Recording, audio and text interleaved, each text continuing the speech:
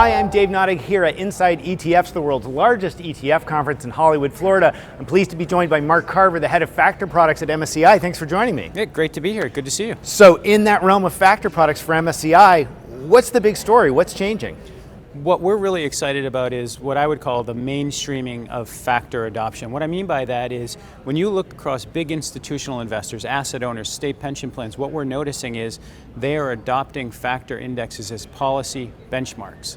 What that means for the industry is now active managers are going to be assessed from a performance standpoint relative to a factor index versus traditional cap-weighted index. This is a profound shift in our industry, and it tells you that people don't think of factors on the periphery, but now more at the core of a portfolio. Yeah, so I mean, that's shifting of the bogey. That's a big deal in the investment management industry. Does that mean factor and smart beta and quant investing has finally arrived?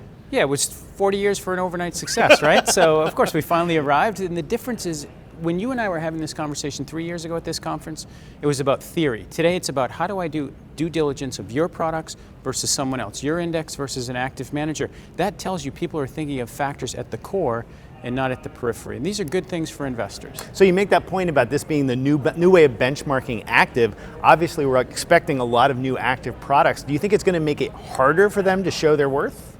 I think it makes it harder if they're not transparent about the exposures they're delivering. Right? So we have tools like MSCI Facts that allow clients to see the relative factor exposures of active, index-based approaches, long only, long short, and using those tools will allow you to do due diligence against an index versus a transparent versus a non-transparent active one-to-one. So we went from theory to billions of dollars in these funds, and now we're finally getting around to how do you actually analyze and choose them. Mark, thanks for joining us. Great to be here.